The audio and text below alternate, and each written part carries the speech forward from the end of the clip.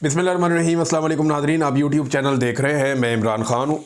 नाज़रीन, वादिय तीरा से बड़ी खौफनाक तस्वीर, वीडियोस और इतलात आ रही हैं। इसमें सिक्योरिटी फोर्सेस का अपना एक मौक़िफ़ है, लेकिन जो मकामी लोग बता रहे हैं या जो मकामी सियासतदान हैं वो बता रहे हैं, वो सूरत हाल बड़ी खौफनाक है। हुआ ये है कि सिक्योरिटी फोर्सेस ने एक जगह पे शेलिंग और फायरिंग की थी, उसके नतीजे में एक छोटी बच्ची शहीद हो गई। इसे जो बताया जा रहा है, मकामी सोर्सेज कह रहे हैं कि इसको एक मार्टर का शेल लगा है। ये मार्टर का शेल जो है सिक्योरिटी फोर्सेज ही फायर करती हैं, किसी और के पास तो होता नहीं है। तो ये एक मार्टर का गोला फेंका गया था जिसमें ये बच्ची शहीद हो गई। कुछ लोग कह रहे हैं कि शायद गोली लगने से शहीद हुई, लेकिन इस बच्ची की शहादत के बाद बड़ा सख्त रिएक्शन आया पूरे इलाके में। लोग बहुत बड़ी तादाद में इकट्ठे हुए और सुबह पहुंच गए जहां पे ब्रिगेड हेडक्वार्टर है, जहाँ पे मिलिट्री हेडक्वार्टर है, वहाँ पे उसके बाहर आ गए और लोगों ने पुरअमन एहतजाज शुरू कर दिया, शोर मचा दिया। इसकी भी वीडियोस मौजूद हैं। कुछ वीडियोस में लोगों ने कुछ गाड़ियाँ रोकी थी, उनमें से एक गाड़ी से लोग पूछ रहे थे कि नीचे उतरो, देखो बच्ची को क्यों शहीद किया है, तुम किससे लड़ रहे हो, क्यों मार रहे हो। तो किसी ने उन्हें जवाब नहीं दिया। वहाँ से फिर सिक्योरिटी फोर्सेज निकल गई और फिर लोग इकट्ठे होकर एहतजाज करते हुए पहुँच गए मिलिट्री हेडक्वार्टर के बाहर तीरा में। और ये उसके बाद फायरिंग हुई और फायरिंग के नतीजे में मुख्तलिफ इतलात आ रही हैं। कुछ लोग 3 लोगों की जाँ बहक होने की बात कर रहे हैं, कुछ लोग 6 लोगों की, कुछ 8 और 9 लोगों की भी बात कर रहे हैं कि इतने लोग भी वहाँ पे शहीद हो गए हैं। अब शोहदा की एग्जैक्ट तादाद, क्योंकि ये इलाका ऐसा है यहाँ से खबरें निकलती नहीं हैं और ख़बरें निकलने से एस्टेब्लिशमेंट बाद वक़्त रोक भी देती है। वो नहीं चाहते कि ज़्यादा नुकसान का पता चले, लेकिन अस्पताल से जो इतलात आई हैं उसके मुताबिक 8 अफराद कन्फर्म जो है वो ज़ख्मी अस्पताल में पहुँचे हैं, जिनमें से एक की हालत तशवीशनाक है।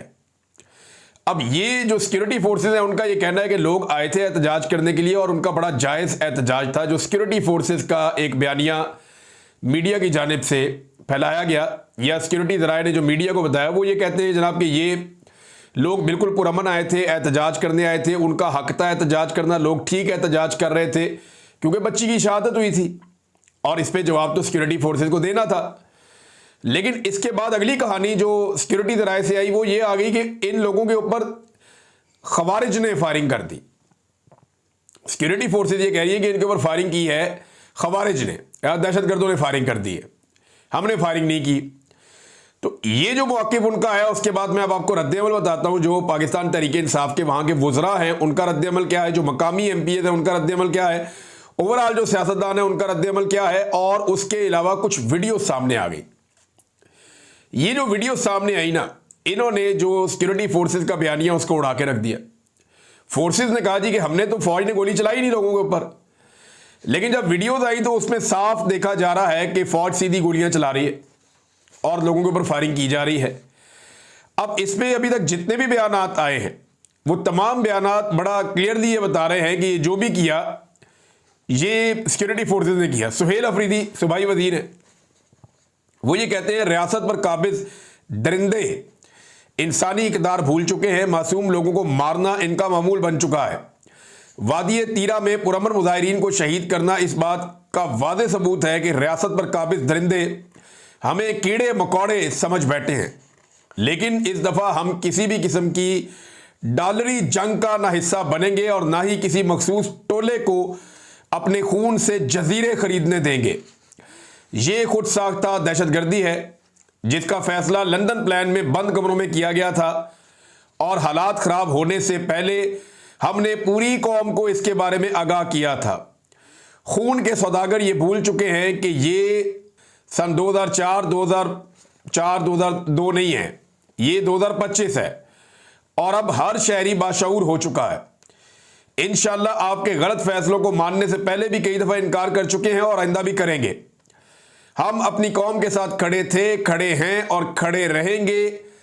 इस जुल्म, जबर, फस्तायत और मासूम कबायलियों का खून बहाने की हम बहुत दफ़ा मजम्मत कर चुके हैं, लेकिन अब फैसला सड़कों पर करने का वक्त आ गया है। तमाम पख्तूनों को इस खुद साख्ता आग जो कि डॉलरों के पुजारी लगा चुके हैं, इसको रोकने के लिए सड़कों पर आना होगा, वरना ये आग अगर खैबर पख्तूनख्वा में लगी है तो इसकी तपिश कराची, लाहौर और इस्लामाबाद में भी महसूस होगी। अब नाज़रीन, इसमें एक स्टेटमेंट जो है वो शामदाना गुलजार साहिबा का भी है, और उन्होंने तो बड़ा क्लियरली जो स्टेटमेंट दिया उसमें उन्होंने एक बात की है कि ये कौन सी रियासत है जो मादनियात के लिए अपने निहत्ते शहरियों का खून कर रही है। उनका ये कहना है कि ये जो ऑपरेशन किए जा रहे हैं या शहरियों का खून बहाया जा रहा है, ये इसलिए हो रहा है कि हमारी मादनियात पे कब्जा करना चाहती है रियासत। और रियासत पाकिस्तान को पता भी, डार साहब भी अमेरिकन के साथ मादनियात की जो मिनरल्स हैं, कीमती मिनरल्स, उनकी वो क्रिटिकल मिनरल्स उन्होंने वर्ड यूज़ किया मार्को रूबियो ने, ये भी उसी की बात करके आए, आर्मी चीफ भी उसी की बात करके आए, डोनाल्ड ट्रंप भी उसी की बात करते हैं, उनकी गवर्नमेंट अमेरिका की वो इसी की बात करती है कि उन्हें खैबर पख्तूनख्वा के जो कीमती मादनियात हैं कबायली इलाकों के, उन सब पे अमेरिका को कंट्रोल चाहिए और पाकिस्तान की हुकूमत ये कंट्रोल देना चाहती है। इसमें ये अपनी जेबें भरेंगे और अवाम के हाथ कुछ नहीं आएगा। मैं पाकिस्तानी अवाम को एक बात का यकीन दिलाना चाहता हूं कि ये एस्टेब्लिशमेंट और ये हुकूमत आपकी सारी मादनियात बेच देंगे अमेरिका को खुश करने के लिए, और ये अपनी जेबें भर के यहां से भाग जाएंगे, आपके पल्ले कख नहीं आएगा। माजी में भी इन्होंने यही किया, ये अभी भी यही करेंगे। नाज़रीन, यहां पे एक सवाल जो है वो इकबाल अफरीदी साहब ने उठाया है। उन्होंने क्या सवाल उठाया, जरा सुने आप। कमांडर तीरा से ये पूछना चाहता हूं कि आपको ये अख्तियार किसने दिया कि पुरअमन शहरियों पे आप गोली चलाए। हमने तो ये बंदूक इंडियन को मारने के लिए दिया है, कौम के बच्चों को शहीद करने नहीं दिया। लिहाजा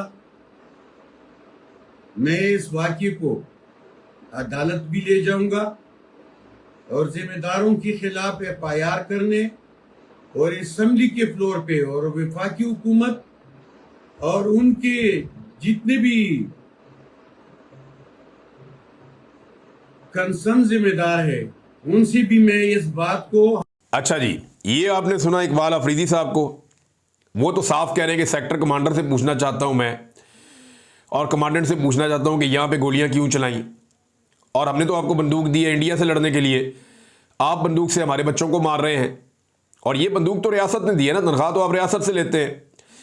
अब इसी तरह का जो स्टेटमेंट है वो सेनेटर मुश्ताक अहमद साहब का भी है।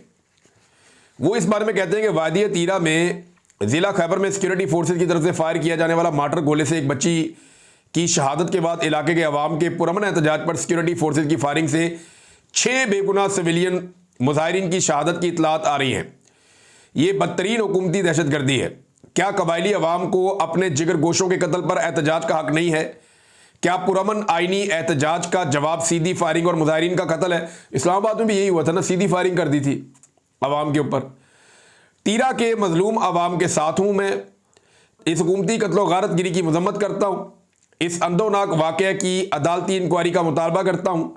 फौजी ऑपरेशन, सिविलियंस आबादी पर बमबारी, मार्टर गोलों की फायरिंग, ड्रोन हमले फौरी बंद किए जाएं। ये जनाब स्टेटमेंट है सेनेटर मुश्ताक अहमद साहब का।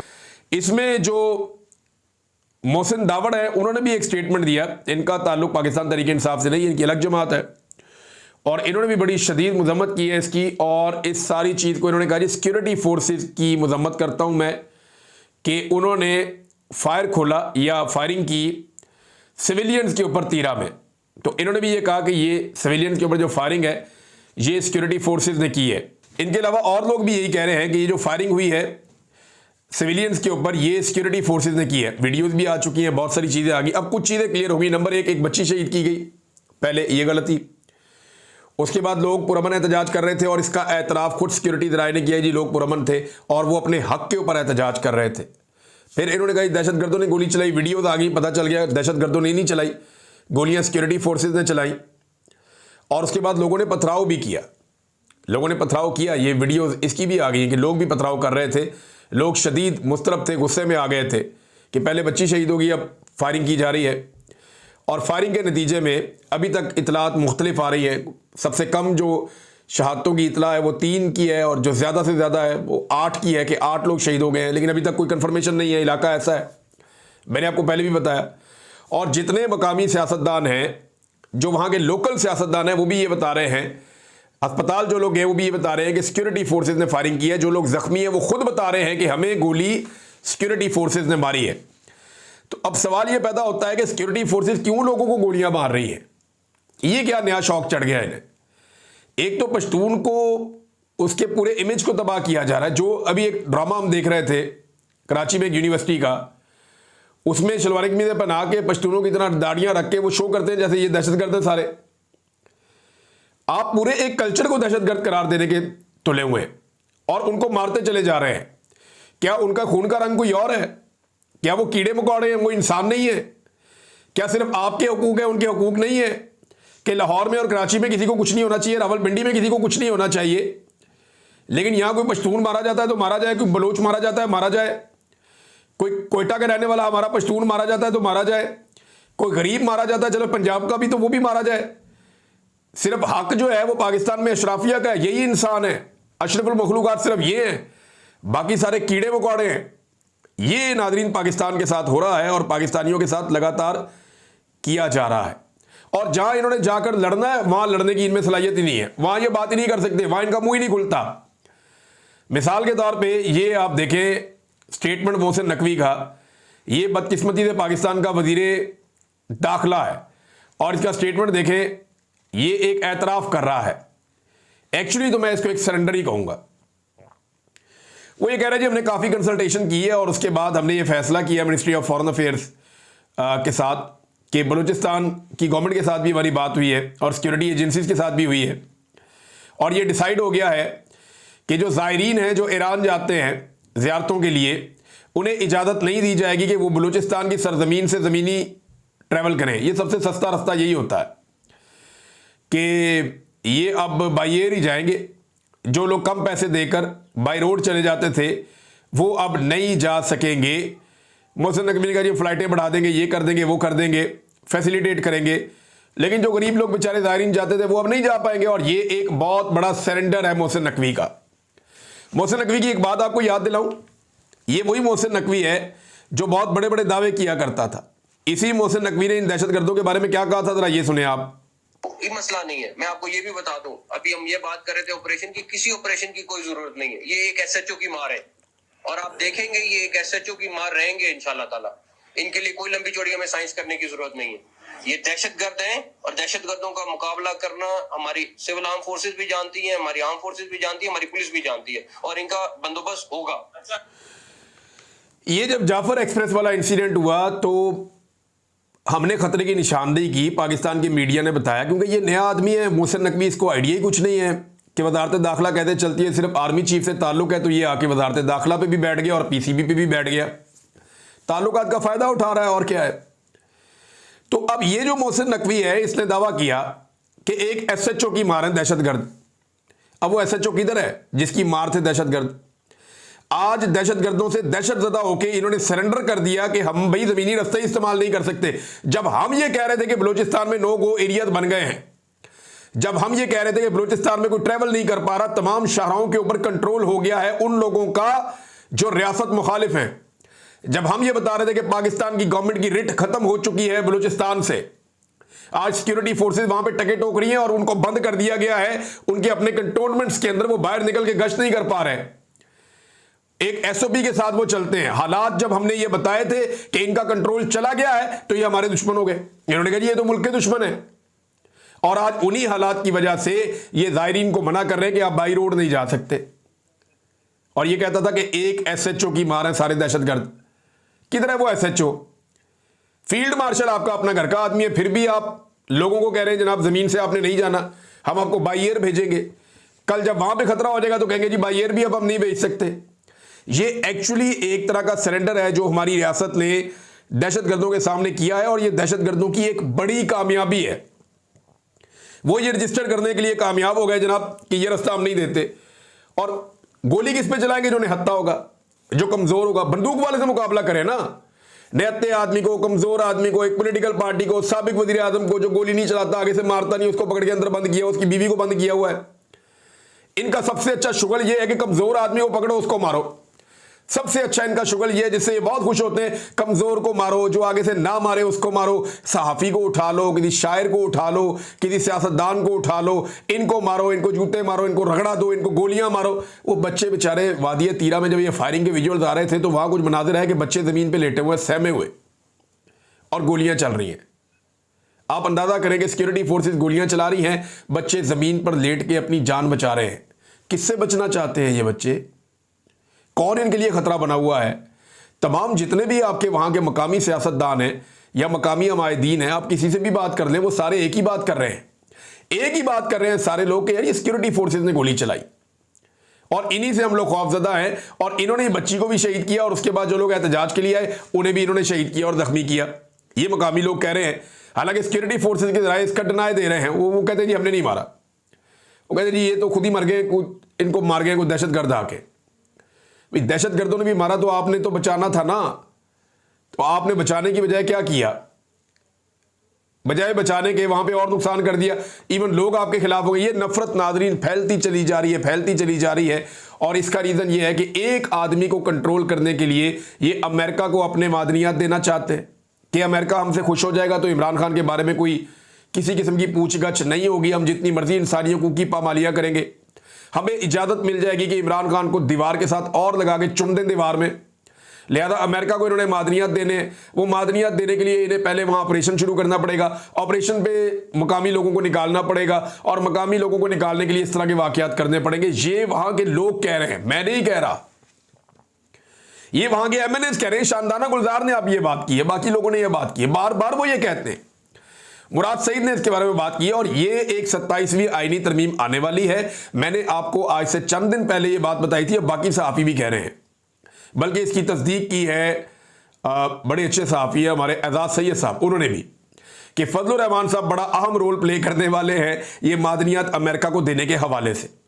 ये आईनी तरमीम में भी रोल प्ले करेंगे और वैसे भी जो घटिया रोल ये प्ले करेंगे अपनी मादनियात अमेरिका को देने के लिए, वो सबको आइडिया है। पता नहीं इन्होंने इस मुल्क में रहना नहीं है, इसकी हर चीज़ को बेच के ये भागने के चक्कर में पता नहीं क्या करना चाहते हैं। ये मेरी समझ से बाहर है। जिसने इस मुल्क के साथ रहना हो, जिसका मुस्तकबिल इसके साथ वाबस्ता हो, वो कैसे इस तरह की लुटमार का हिस्सा बन सकता है।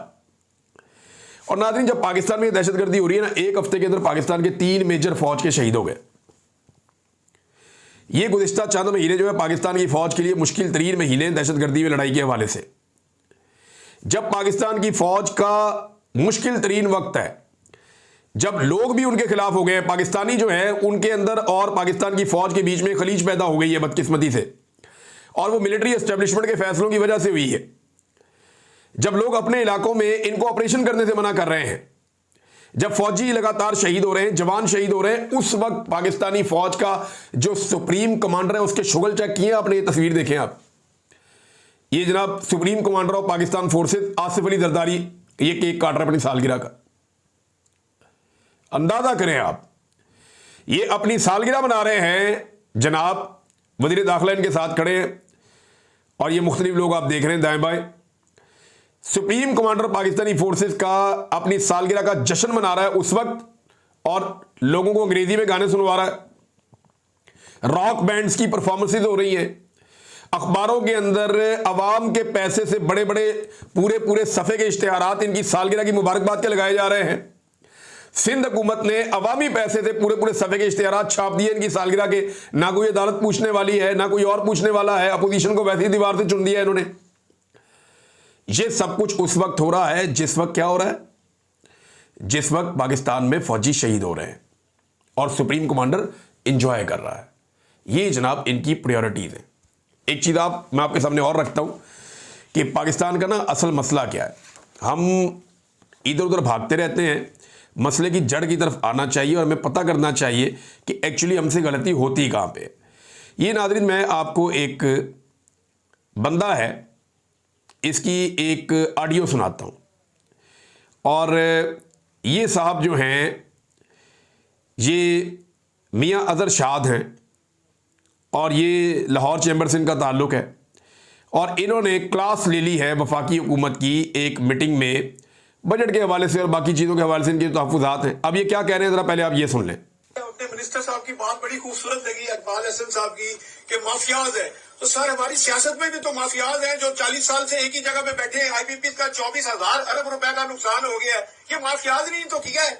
और 25,000 अरब रुपए अंडर इनवाइसिंग और स्मगलिंग का हो गया, फॉरेन ट्रेड का, ये भी माफियाज नहीं किया है। और ये जो बजट आपने पेश किया ये माफियाज नहीं किया है। अगर आप माफियाज हमें समझते हैं तो आप माफियाज से कम है। 40 साल से आप हुकूमत में बैठे हैं, आपने क्या तरक्की की है? 135 अरब डॉलर आपने कर्जाई कर दिया, 200 अरब डॉलर आप लोगों का बाहर पड़ा है, और आप कहते हैं इन्वेस्टर लेके आए पाकिस्तान में। How is possible?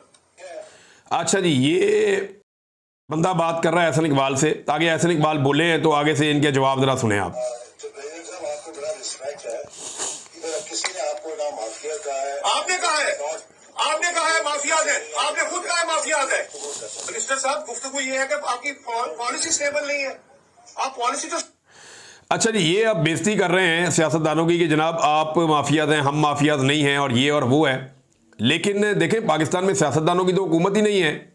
मईशत तो चला रही है पाकिस्तान की मिलिट्री एस्टेब्लिशमेंट, और फैसले तो वो कर रहे हैं, वजीर खजाना भी उनका अपना है। तो कंट्रोल तो सारा का सारा फील्ड मार्शल आसिम मुनीर साहब के पास है या मिलिट्री एस्टेब्लिशमेंट के पास है, सिंपल अल्फाज में आप कहें तो। उनसे जब ये मिलकर आते हैं तो तब इनकी जबान से किस तरह की शीरीनी टपक रही होती है, जरा वो भी आप जरा इन्हीं साहब का आप स्टेटमेंट सुने।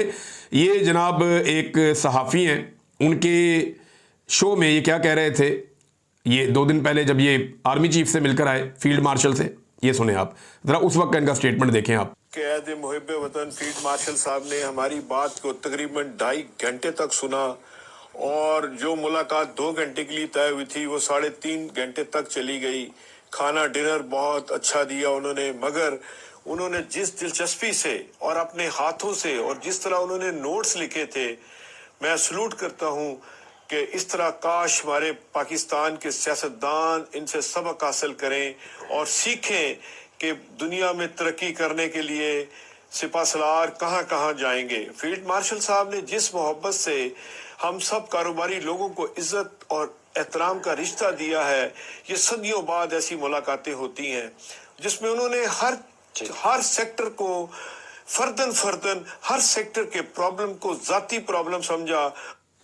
सदियों बाद ऐसी मुलाकातें होती हैं जिनका कोई ताल्लुक नहीं मईशत से, ना जिन्होंने मईशत पढ़ी है, ना उनको मईशत की समझ है, और उन्हीं के फैसलों की वजह से, मिलिट्री एस्टेब्लिशमेंट के फैसलों से आज पाकिस्तान की मईशत खड़ी नहीं हो पा रही। सारे मुल्कों की खड़ी होगी मईशत, हमारी नहीं खड़ी हो रही। वजह यही है ना कि मिलिट्री एस्टेब्लिशमेंट फैसले करती है, जो लोग बेचारे मईशत को समझने वाले उन्हें फैसले करने नहीं दिए जाते। उधर तारीफें, जिसके हाथ में डंडा उसकी तारीफें ही तारीफें, ये बंदा वही है। और जो बेचारे डंडे वालों ने लाके बैठाए हुए हैं उनको ये भी डंडा लेके पड़ गया। सियासतदानों को ये बात समझनी होगी कि वो टके टोकरी हो चुके हैं, उनकी इज्जत खाक में मिल चुकी है। आज एक फौजी के हाथ में डंडा है तो पूरा पाकिस्तान का हर तबका उसी को सलाम कर रहा है। ब्यूरोक्रेसी, पुलिस, ताजर, बड़े बड़े बिजनेसमैन, जागीरदार, सारे उनके कंट्रोल में हैं, और सियासतदान की इज्जत टके की नहीं रही। और वजह पता है क्या है? वजह यह है कि जब वोट को इज्जत दो का नारा लगाने वालों ने बूट को इज्जत दे दी तो फिर यही होना था, और आज वो आपको नजर आ रहा है। अब तक के लिए इतना ही। अपना ख्याल रखिएगा, अपने इस चैनल का भी। अल्लाह हाफ़िज़।